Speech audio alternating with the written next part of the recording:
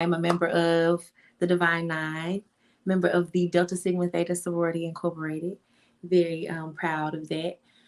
Yes, I'm a mom, you know, a businesswoman, so I wear a lot of hats, like you said. Okay. So we're gonna start out with, being that this is the platform for HBCUs and Greek letter organizations, Divine Nine Greek letter organizations mostly. Let's hop into that first. Wiley College. You attended Wiley College. What made you attend Wiley College? Because you are from Louisiana originally, correct? I am. How did you get to Wiley? How did you get to Texas? Long story. I'll make it short though, most definitely. So, very transparent. I'm okay, being real. I was going to Southern first, straight out of high school, 2009. I went straight to Southern University in Baton Rouge. Had the time of my life, okay? I don't recommend it for anybody that's not, disciplined enough. But yes, had the time of my life, and I did fail out. And so I didn't want to to wait a bracket of time to have to go back to school. I was really serious about it. Although I really couldn't keep up with the times out there for sure. I ain't gonna fake. But so I found out about Wiley College. One of my best friends, Travis, told me about Wiley. He was going there. And so he told me about the choir and the program they had. So he introduced me to the choir director out there, Stephen L. Hayes. And so I talked to them about doing a scholarship, let them know the rundown with my schooling and everything. And so, that was a great opportunity. Wiley was an open enrollment school, which was great because, that means they accept anybody as you are, whatever academic situation you're in, which is good because they'll work with you. And so, it was really homey. It was, I don't know, it was everything. Once I got there, I never left, Mm. Yeah, so. It's crazy that you say that about being disciplined. I think that we have to be disciplined. I think any college, but going to an HBCU is a little bit different. Yeah. You got to be disciplined. You got to know what you're there for. Man, yeah. you can get sidetracked. You can definitely get sidetracked.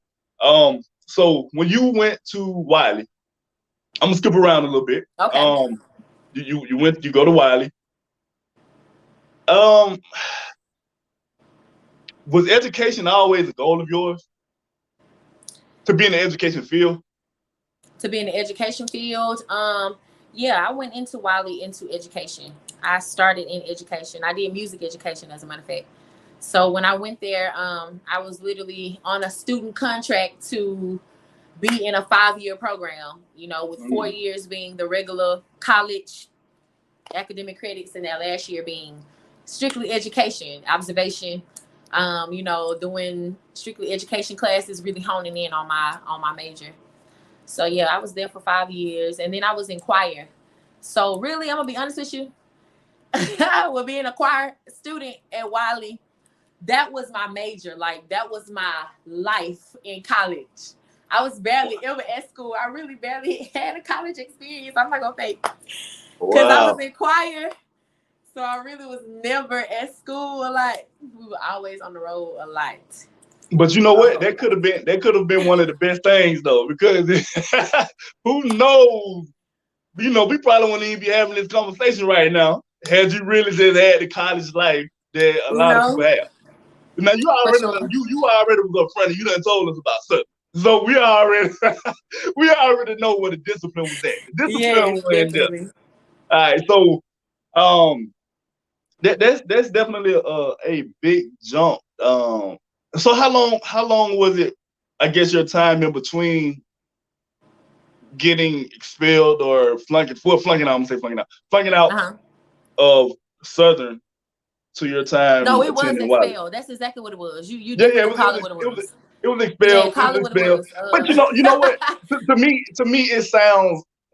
It is. You're right. It is technically yes. Yeah, technically. But when people say they're expelled, it sounds like they got into some type of disciplinary issues. There, it's just like. But I was on academic probation for sure. So yeah, we can call it that. Okay. Okay, I'm gonna go to this first. Member of a sister of Delta Sigma Theta Sorority Incorporated. Yes. At what point did this happen? You had no college life. You flunk out of one school. You get to Wiley. You're in the choir, and you're a Delta. What year did this happen? As far as classification wise, because different schools have different, different I guess different things that different rules as far as when you can join. So how did that happen? Did you choose Delta or did Delta choose you? Now go on and be honest. I'm gonna be honest with you. It's a two-way street, buddy. Okay. and that's why I like to ask that question, because you just never know. I'm gonna be honest with you. At some point, it becomes a two-way street. Okay. Whether you will choose the Delta or Delta choosing you, And so, well, I was a junior. It was 2014. The spring is when I crossed. Spring 14. And man, that was the time. That was my junior year. And let's see. A whole bunch of qualifications, a whole bunch of focus, a lot of discipline. I'm gonna be honest with you. My family is Delta Sigma Theta, so this is the only sorority organization, sisterhood, service, and scholarship I've ever known about in my whole life. So okay, well, I'm glad you said that. I'm glad that you didn't come on here and say, well, I was torn between this one and this one. No, because everybody gonna be in the comments like, what? No flip-flop. Okay, that's definitely dope. So, being that you did attend to HBCUs, regardless of the unfortunate circumstances at Southern, what did you learn from the two? I'm pretty sure you learned different things from both different universities. Definitely. So what I learned from the two, definitely at Southern University, it was in Baton Rouge in Louisiana. Shout out to my home state. It was in Louisiana, and it was huge. It was a huge HBCU, Campus was wide. It had tons of students. They had all parts of student life, okay? They had, you know what I'm saying? Greek life. They had academics on point as far as what they offered to people with their law system and medical and whatever else. Then they had the sports, which was, they had all areas of sports. So that was good for them being a college. And Wiley, and then they had the band, which we already know about, So then at Wiley, it was a lot different because it was a private college. It was very small. It was Methodist, it was a Methodist college, so it was Christian based. Well, not, Methodist based. It was a religious school. So then we didn't have a football team or a band, so that was a different aspect of it. We didn't have all Greeks, all the Divine Nine on campus. So you didn't really see that. It wasn't a huge Greek life, so you didn't see that a lot. It was different components to Wiley that made it special, like how small it was and the yard life experience, because everybody kind of knew each other on the campus. It was very intimate. It was very intimate. It was very family oriented. It was like I lived with them people. That's what it felt like. Like we lived in a big house. You know what I'm saying? On campus. For real. No, that's dope. That's definitely dope. Yeah. So with being a member, hold on, I'm gonna come back to that. Let me come back to that. Okay. Let's get into Adreana the artist first. Okay. Clearly you were in choir and everything, but at what point were you like, man, you know what? I got a voice on me? Or at what point did somebody tell you as a kid that, you know what, you're an entertainer and you got a voice on you?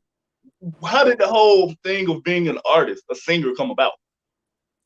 Okay, so with me being Adreana the artist. Adreana the artist. With me being Adreana the artist, I don't know, that started a long time ago. I was 15 years old in high school and I was singing in a band. I started singing in a band real early.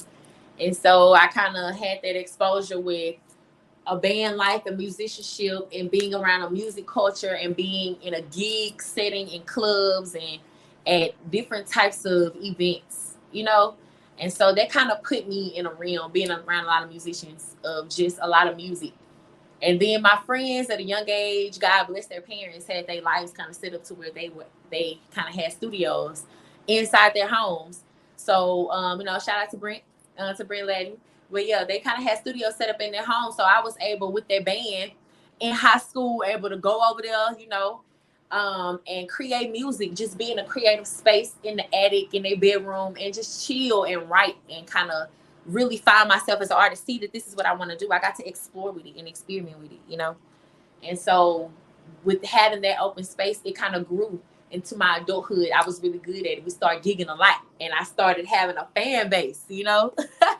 And so, I don't know, I just kind of got that notion, you know, that I can really do this. I fell in love with it, you know, being on that stage and just being in those intimate settings with my crowds and just making them lose where they are, like everything that's going on, like for that little moment, them being into me, you know, I don't know, it's really a escape for me as well, you know. So it was just those moments that made me feel like, you know, this is something, this gotta be my calling, you know what I'm saying? This gotta be my passion for sure, and my purpose. Like, so it must be. You know, you feel like, hey, this has to be my passion. Clearly, since 15 years old, you did it, and you did it on through your collegiate career.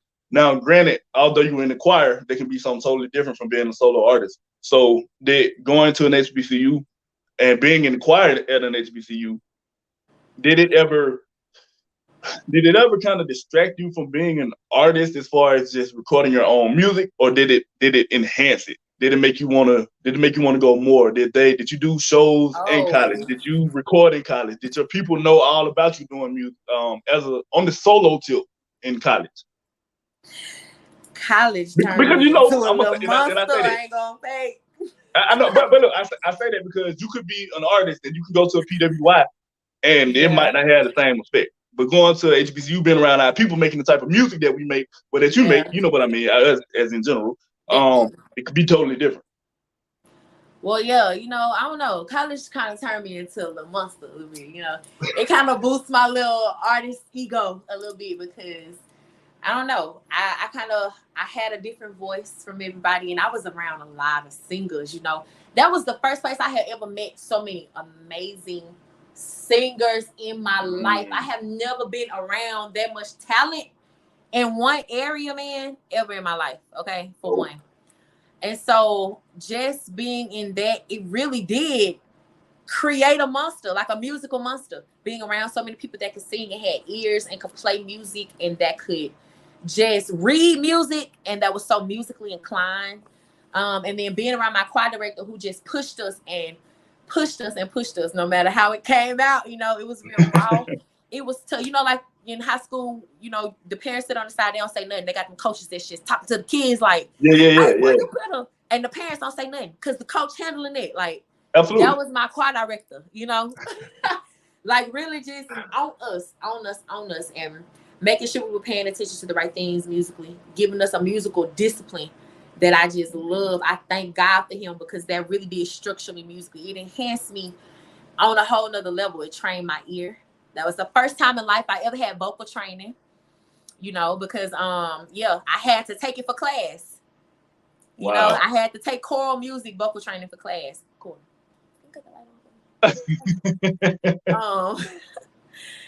It's a little, I'll push on the side. My bad. But, so it was the first time I ever had music, like a training for my voice. And then we were doing choral music too. So that also put my voice in a different level because I got more control. Now I know what to do. If I get hoarse, I know how to make myself still sing because I can, you know, I know the difference between my different sounds or where to put my voice between head and chest and X, Y, and Z. It taught me so many techniques, you know, being at that school. Dope. So, once again, I'm gonna switch gears again. I switch gears a whole lot. Going into the education field, what did Wiley specifically teach you about being an educator? And the reason that I asked that, I know a lot of people are probably like, well, you know, you got to go get an education and get your degree and learn this, that, and the third about being a teacher. However, you can go in the classroom and still come out very ill prepared. You can still not be prepared for what's to come in the classroom. So was it anything in particular or things in particular that Wiley just taught you that was like, all right, you know I got the book sense and I know that I've learned everything inside of the classroom that can teach me to be an educator. But when it comes to handling these kids and to dealing with kids of our, all walks of life, all races, what did it teach you? So what it taught me, going to Wiley, it really taught me about education, about being an educator. I learned two different things.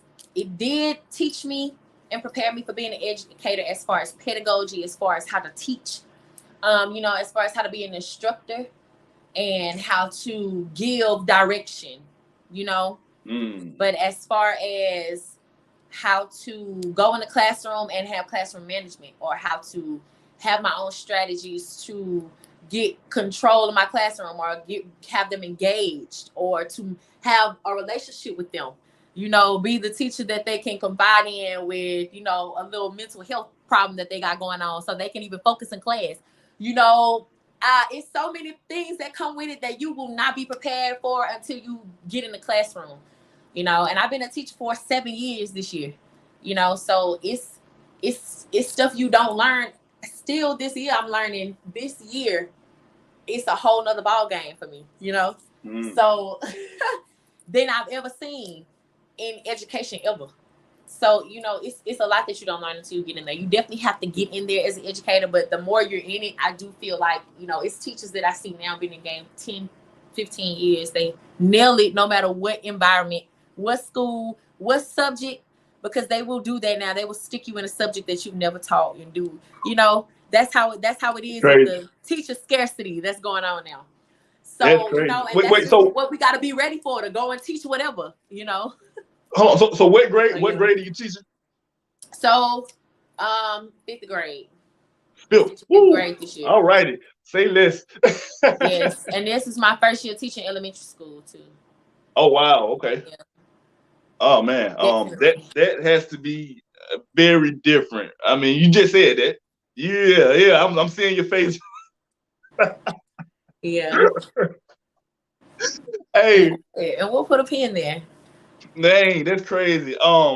Okay, so switching back to Delta Sigma Theta Sorority Incorporated. What is one? And I know it's a lot. I know it is. But I'm gonna ask, what is one thing that stood out that you learned from that experience, as far as becoming a member of Delta Sigma Theta, or once you became one, the current state of being? What's that one thing that's like, man, this is something that being a member of Delta taught me that I'll never forget? The one thing that I took from just, every time I have an encounter with Delta, it teaches me the same thing, just how to always navigate in life with people, and how to always deal with, strenuous things in life, how to always strategically plan and be efficient. That's what working with Delta, being a Delta has taught me throughout my whole Delta experience. I feel like I'm always ready because of their principle. Because I'm a Delta, I'm always ready, because I know how to, like, at the drop of a dime, I got a solution, because of that. I like that though. Yeah. That is definitely something, being prepared at all times. And I feel like there's something. I think there's something that Greek letter organizations will teach you that. I think I was just about to say, I think I can speak for a lot of Greek organizations when I say that's one thing we probably can all take, even if it's not the first, is that we can all we ready for everything. Yeah, we're gonna figure it out. Yeah, we're gonna figure it out, and it ain't gonna take a lot of time to figure it out. Yeah, definitely. Nah, that's very dope. So as far as your new projects that you have coming out, talk to the people about that. Let's, what you got going on as far as any singles, any albums, any collaborations. What you got? Yeah. So most definitely. So I got a lot of things coming on, guys. I'm getting ready to drop some new singles at the beginning of next year. I'm doing a lot coming out of this year with some promo. We're getting ready to go into the YouTube thing. So you guys make sure you go to my Instagram at Adreana __. and that you subscribe to the YouTube channel so you guys can tap into the new reality series coming soon. The Oh, Adreana well, hold on. Experience. Now, that's an exclusive right there, right? Yes, the Adreana Experience. So yes, I'm very, Yes. very excited about that, guys. So yeah, so you guys can just kind of peep in and see what goes on in the everyday life of an aspiring artist, or artist that's climbing to the top, an artist that has some big things on the table. I want you guys to kind of see that crossover, because we never, ever, ever see what that looks like. Like how, what is that when somebody really trying to come up to the top, an independent artist, and then they about to cross over into their bracket where it's time to kind of, attach yourself to something bigger, so that you can Absolutely. take your career to another level. So yeah, you guys Absolutely. get ready for that. I'm excited about it. So yeah. Okay. And on a light note, before we get up out of here, I said 20 minutes. I knew I was gonna go over a little bit, That's but fine. I knew it was gonna vibe. who? I don't know if I want to say who was or who is. I'm gonna say who is. Who's your favorite artist of all time? My favorite artist of all time. No matter what genre, no matter what, just your favorite artist. Okay. I'm an artist, so I don't really have a favorite artist of all time. Okay. I don't know. I can't even pick one. Oh my God. Or who inspired you? Because I feel like we all have an inspiration. I gotta give this woman her props. It's my life. It's why I have so much vocal control. It's why I never needed vocal lessons until I went to college. It's why I never had them. And why I've been able, I'm being real, because that was my vocal training. Because every album I press play, I learned every song, I learned every run. And if you can sing any of her songs, then you cold. And I could rip through any Beyonce song that you put in front of me, know. And so I got to give that to Beyonce. That was my, vocal Bible. Now, you know what?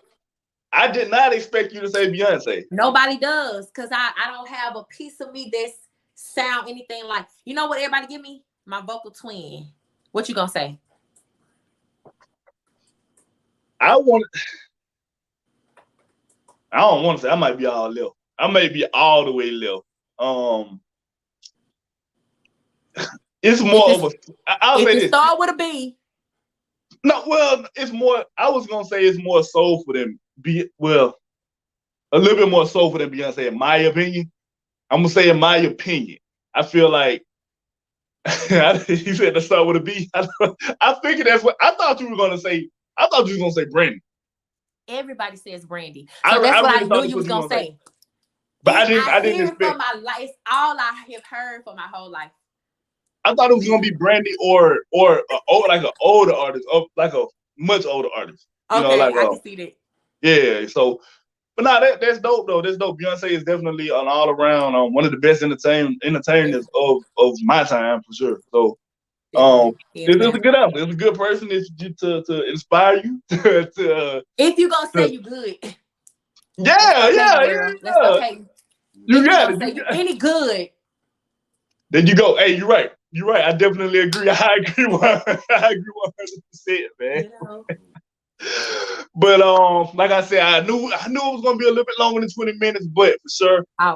If there's anything else that you want the people in the audience to know over here at Historically Black Sense, please tell them now. Anything else you got coming up, anything that you want to leave them with, or better yet, one thing that you just want to leave the audience with that wants to attend a HBCU. And just tell them your experience and whatever you want to leave them with, what they may get out of it from your thoughts, your opinion. Okay. Most definitely. The one thing I just want to leave with you guys that I got from an HBCU experience, one thing I took most definitely is just I do encourage everybody, if you do go to college, if college is in your future, I encourage that you do go to an HBCU. If you just want that full realm experience, the good, the bad, the ugly, beautiful, all in between. Go to a HBCU. It's got everything from culture to family to success to your hardships to learning to growing, discipline, growing up, mental, your therapy, your everything you need. I'll leave you guys with a quote for every HBCU, or while we're on this, for Greeks and Divine Nine, you know, smarter, not harder. Okay. That's my advice. That's the motto for the night. Work smarter, not harder. Okay. You said a mouthful, and that's something that I try my best to live by. But nah, man, we definitely appreciate you for coming on and taking time out of your busy schedule to sit down and talk to us over here at Historically Black Sense. And man, we appreciate it. Hey, come sit down anytime. Thank you, man, so much. I will be back anytime you guys invite me. Always family. You know the deal. Absolutely. I appreciate it, man. Thank you all for tuning in to another episode of Historically Black Sense, man, the digital platform for all things HBCU and D9. And we will check y'all next time.